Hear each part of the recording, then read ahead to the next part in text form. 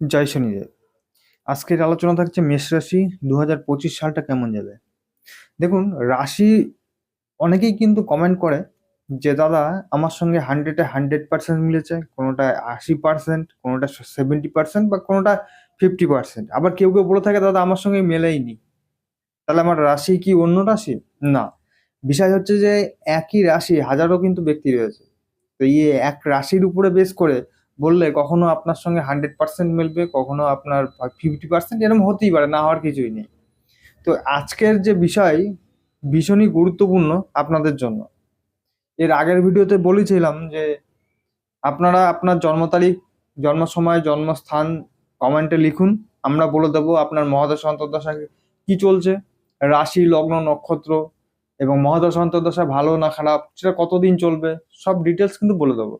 তো আজকের ভিডিওতেও সেরকম আমি বলতে চাই যে রাশির উপরে বেস করে, যেহেতু মেষ রাশি শনি সাড়ে সাতির প্রথম চরণ আরম্ভ হচ্ছে, তো সেই জন্য অবশ্যই দেখা জরুরি যে আপনার হরস্কোপ। এই হরস্কোপ দেখার জন্য আমরা কোনো কিন্তু চার্জ নিচ্ছি না। এখানে আপনাদের যেটা করতে হবে সেটা হচ্ছে যে চ্যানেলটিকে সাবস্ক্রাইব করে, যেহেতু নতুন চ্যানেলটিকে সাবস্ক্রাইব করে পাশের বেল আইকনটি অন করে রাখবেন এবং ভিডিওটি বন্ধু বান্ধবের মধ্যে শেয়ার করে দেবেন। এইটুকুনি কাজ আপনাদের করতে হবে। বাদ বাকি যেটা আমরা করব সেটা হচ্ছে যে আপনার জন্ম তারিখ, জন্ম সময়, জন্মস্থান এটা কিন্তু কমেন্টে আপনি লিখে দেবেন এবং সঙ্গে আপনার প্রশ্ন, পার্সোনাল প্রশ্ন থাকতেই পারে যে কোনো বিষয়ে, স্বাস্থ্য, অর্থ, কর্ম, প্রেম, বিবাহ, দাম্পত্য জীবন, বিদেশ যাত্রা, চাকরি, ব্যবসা, যে কোনো একটা বিষয়ে কমেন্ট করে জানাবেন। আমরা অবশ্যই আপনাকে জানিয়ে দেবো যে শনির সাড়ে আপনি কেমন ফল পেতে চলেছেন, ভালো ফল না খারাপ ফল।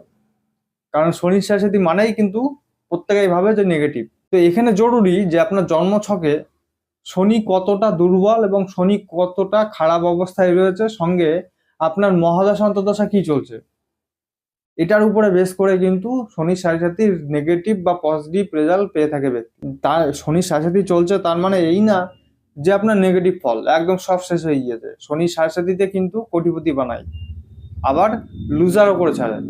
সেটা দেখুন, এই রাশির উপরে বেস করে সেটা বলা সম্ভব না।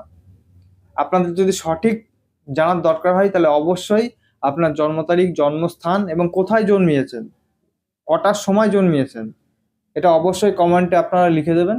এবং আপনাদের যদি পার্সোনাল কোনো প্রশ্ন থাকে সেই প্রশ্নটা অবশ্যই লিখবেন যে দাদা এই বিষয়টা আমার জানার দরকার আছে। সঙ্গে আমরা বলে দেবো যে আপনার রাশি কি, লগ্ন কি, নক্ষত্র কি, মহাদশা অন্তর্দশা কি চলছে, সেটা ভালো না খারাপ, সেটা কতদিন চলছে, আপনার প্রশ্ন যেটা থাকবে সেটা বলে দেবো। এবং শনির সাড়ে শনি আপনাকে ডেভেলপ করবে না লুজার করবে, এটাও কিন্তু সঙ্গে আপনাদের বলে দেবো। তো আজকের মতো এখানে শেষ করছি, আবার দেখা হবে নেক্সট ভিডিও। ততক্ষণ আপনি ভালো থাকুন, সুস্থ থাকুন, ধন্যবাদ।